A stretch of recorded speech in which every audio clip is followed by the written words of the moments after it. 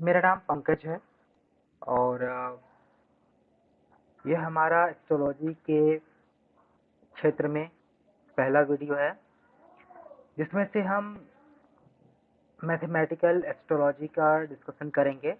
ये हमारा एक प्लेलिस्ट है यूट्यूब में जिसमें हम एवरी वीडियो अपलोड करते रहेंगे। आज का जो हमारा विषय है वो है पंचांग। सबसे पहले हम ये समझेंगे कि पंचांग होती क्या है, इसका उपयोग हम क्यों करते हैं, कहाँ करते हैं और कैसे करते हैं और इसका उपयोग क्या होता है। तो सबसे पहले अगर हम डेफिनेशन में जाएंगे, इसकी परिभाषा में जाएंगे, तो यह एक हिंदू धर्म के ट्रेडिशनल टाइम से किया जा रहा उपयोग का यह एक कैलेंडर है जिसमें हम एस्ट्रोलॉजिकल और एस्ट्रोनॉमिकल इंसाइट को आइडेंटिफाई करने में यूज करते हैं। हमारा जो ब्रह्मांड है वो 360 डिग्री में फैला हुआ है। कौन से ग्रह की और कौन से नक्षत्र और कौन से तारा की स्थिति ब्रह्मांड में क्या है, उसके बेस पे हम आज चर्चा करते हैं।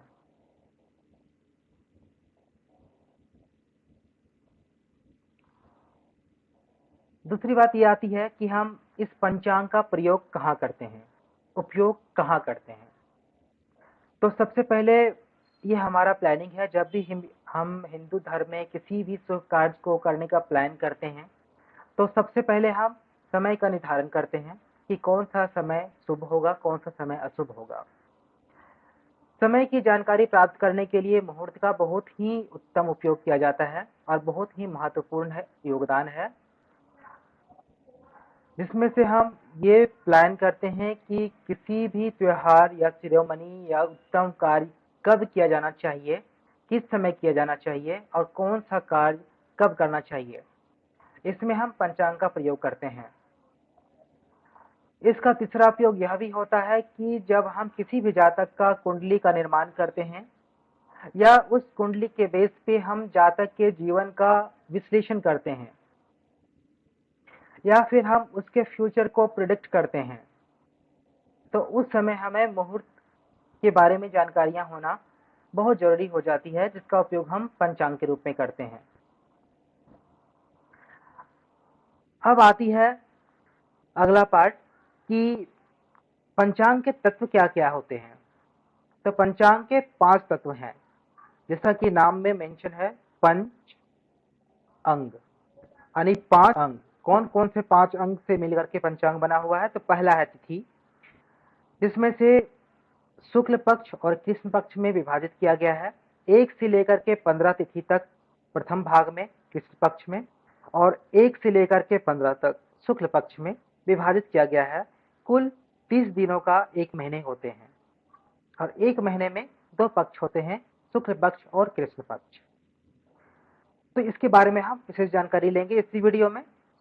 दूसरी होती है वार। हम सभी को पता है रविवार से लेकर के शनिवार तक ये 7 दिन होते हैं जिसे हम वार के नाम से जानते हैं।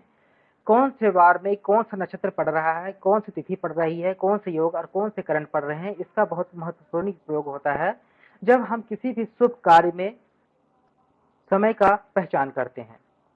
तीसरा होता है नक्षत्र। ये कुल 27 नंबर के होते हैं, जिसमें से अभिजीत नक्षत्र को एक्सक्लूड किया गया है, उसको शामिल नहीं किया गया है। अभिजीत नक्षत्र और नक्षत्र के बारे में हम अगले वीडियो में डिस्कस करेंगे डिटेल से, और यह वीडियो सिर्फ बेसिक जानकारी के लिए है पंचांग का, और साथ में हम तिथि का जानकारी प्राप्त करेंगे। चौथा जो तत्व होता है वो होता है योग। जब भी हम किसी भी पंडित जी के पास जाते हैं जानकारी लेने के लिए, किसी की जन्म पत्रिका दिखाने के लिए, किसी को किसी शुभ कार्य की मुहूर्त निकालने के लिए, तो सबसे पहले ये सुनने में आता है कि यह योग अच्छा है, यह योग सही नहीं है। तो योग होते क्या है, ये भी 27 नंबर के होते हैं, जिसमें से सन और मून की लॉन्गिट्यूड, जो भी सूर्य और चंद्रमा जहाँ पे विराजमान होते हैं उनकी जो आकाशीय पिंड की स्थिति होती है, उसके बेस पे हम योग का निर्माण करते हैं, पहचान करते हैं। कैसे कैलकुलेशन करते हैं वो भी हम अगले वीडियो में समझेंगे। पांचवा जो तत्व होता है वो होता है करण। करण कुल 11 नंबर के होते हैं, जिसमें से 7 चर और 4 अचर नंबर के होते हैं। कौन कौन से होते हैं चर और कौन से अचर, कौन से शुभ कौन से अशुभ होते हैं, ये सारी हम जानकारी लेंगे अगले ही वीडियो में। आज की इस वीडियो में हम जो डिस्कस करने वाले हैं पंचांग के अंग के बारे में, वो पहला तत्व है तिथि। अब तिथि का निर्माण कैसे होता है और तिथि के बारे में, तिथि बदलता कैसे है, इसके बारे में हम जानकारी लेंगे। हमारी वैदिक ज्योतिष में हम जियोसेंट्रिक टाइप ऑफ एस्ट्रोलॉजी का उपयोग करते हैं, जो कि वेस्टर्न एस्ट्रोलॉजी में होलियोसेंट्रिक का उपयोग करते हैं। अब होलियोसेंट्रिक क्या होते हैं कि सूर्य को सेंटर में रख करके जो विश्लेषण की जाती है, जो गणना की जाती है आकाशीय पिंड की, उसे हम हेलियोसेंट्रिक बोलते हैं। जियोसेंट्रिक वो होता है जिसमें से हम पृथ्वी को सेंटर में रख करके आकाशीय पिंड की विश्लेषण या गणना करने की जो विधि है उसे हम जियोसेंट्रिक बोलते हैं, जो कि हम वैदिक इंडियन सिस्टम में उपयोग करते हैं। रह गई बात कि हम तिथि के बारे में कुछ और अब वन बाय वन डिस्कशन करने जाएंगे। चलते हैं। तो सबसे पहले जो पहला लाइन है हमारा सेंटेंस है, this is the longitudinal angle between the moon and the sun is being calculated by the difference of moon longitude and sun longitude divide by 12। अब डिवाइड बाय 12 ही क्यों, 13, 14, 15, 16 क्यों नहीं, उसके बारे में हम बेसिक चर्चा करेंगे। और ये इंग्लिश में मुझे कुछ समझ में नहीं आया, लेकिन हाँ इसका मतलब ये होता है, आप अगर ये फॉर्मूला को देखेंगे यहाँ पे, calculation moon sun longitude divided by 12।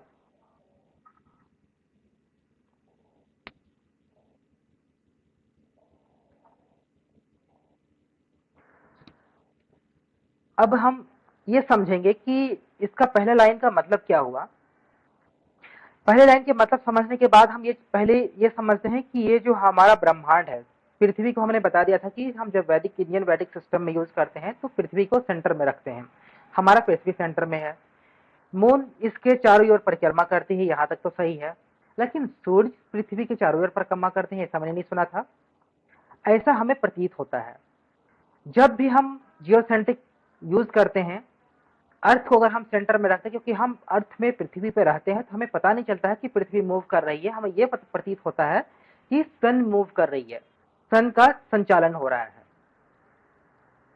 तो जैसे ही हम पृथ्वी को जियोसेंट्रिक यूज करते हैं, तो तिथि का निर्माण के लिए सबसे पहले हमें यह जानकारी लेना होता है कि सन की अभी आकाशीय पिंड में स्थिति क्या है और चंद्रमा की आकाशीय पिंड में स्थिति क्या है। जब ये हम दोनों की लॉन्गिट्यूडनल स्थिति को हम जब समझेंगे, जब कर लेंगे, तब हम दिन का निर्माण, दिन का कैलकुलेशन गणना आसानी से कर पाएंगे। सबसे पहले हम मून का लॉन्गिट्यूड को लेंगे, माइनस करेंगे, फिर सन के लॉन्गिट्यूड को लेंगे।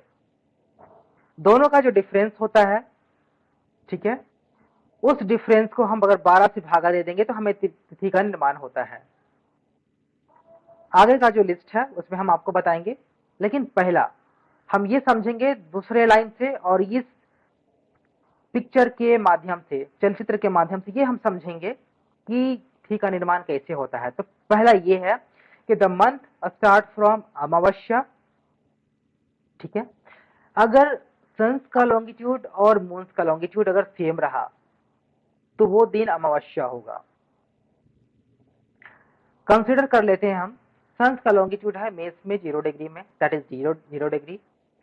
सेम टाइम पे मून का भी सेम लॉन्गिट्यूड है 0 डिग्री मेष में, 0 डिग्री का। अब हम अगर हम दोनों को माइनस करेंगे तो 0 आएगा, दैट इज अमावस्या, अंधेरा, बिल्कुल।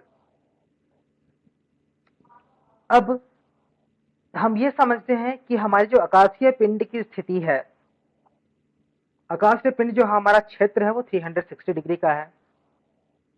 अगर हम 360 डिग्री में अर्थ को सेंटर में रख करके अगर हम सन को, पहले हम सन को समझेंगे फिर मून को समझेंगे।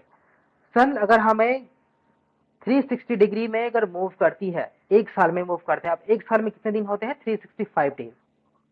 अगर हम कंसिडर करते हैं 360 डेज, ठीक है, तो 360 divided by 360 days, 360 degree divided by 360 days.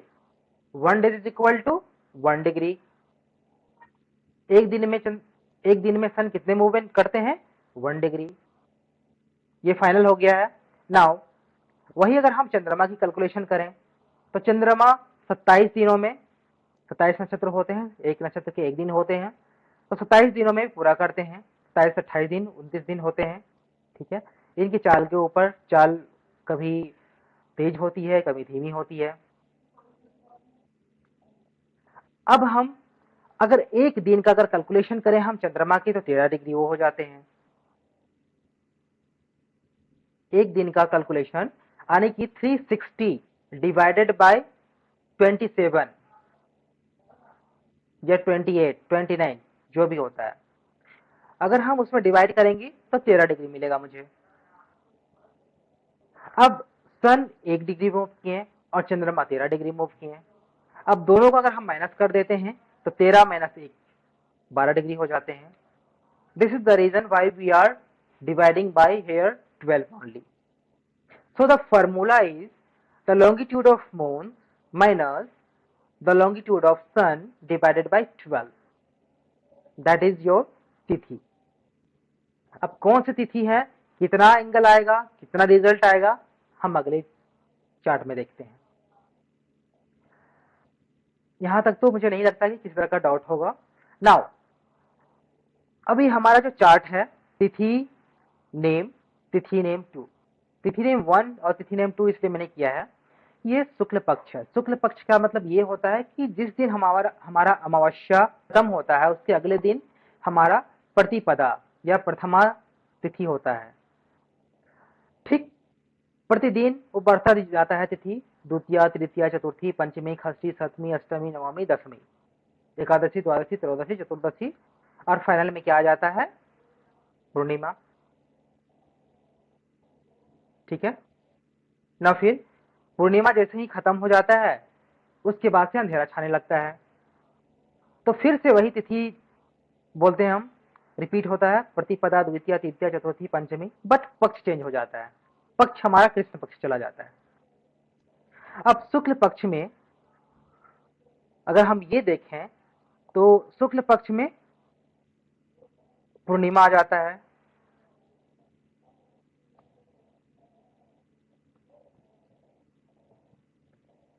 पूर्णिमा जिसे हम 15 से प्रकाशित करते हैं, प्रस्तुत करते हैं, और ये हो गया अमावस्या जिसे हम 30 मेंशन, अगर आप पंचांग में देखेंगे तो अमावस्या के दिन 30 लिखा रहेगा कृष्ण पक्ष का, और पूर्णिमा के दिन 15 लिखा रहेगा। अब इससे थोड़ा सा हम ऊपर जाते हैं चार्ट पे। हमने ये आज डिस्कस किए थे कि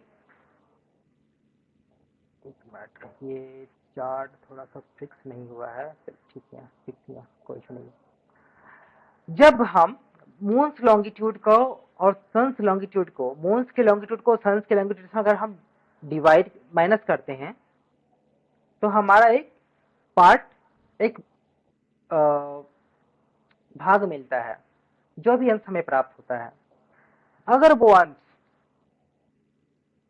12 मिला, 0 से लेकर के 12, समझ आना भी प्रतिपदा है, 12 के बाद से लेकर के 24 तक द्वितीय है, 24 से लेकर के 36 तक तृतीय है, वो एक 12 के क्रम में बढ़ता रहता है।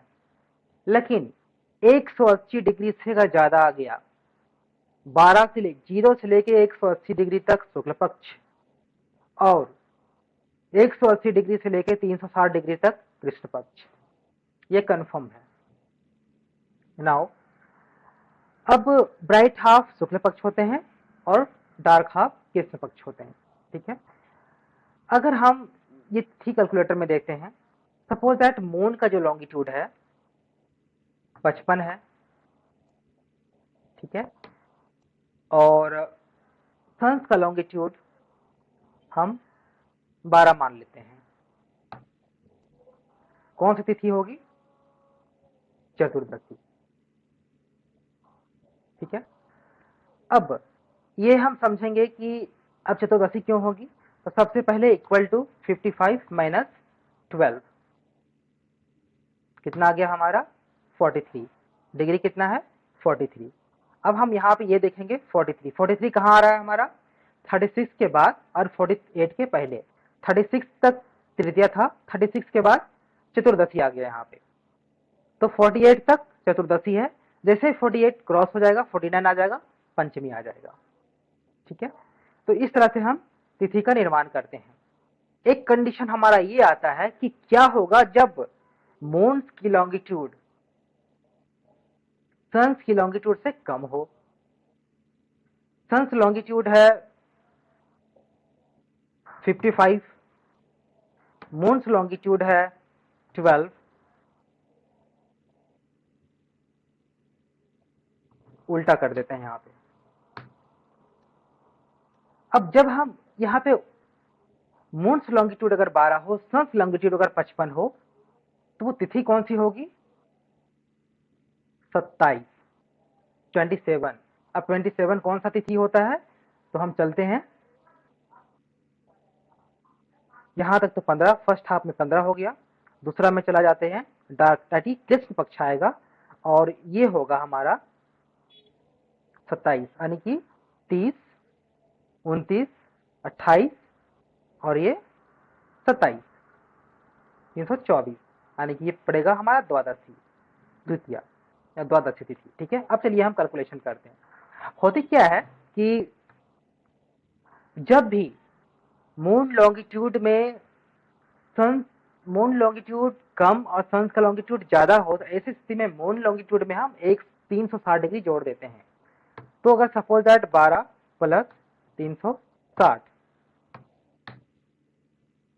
ये हमने यहाँ पे जोड़ दिया,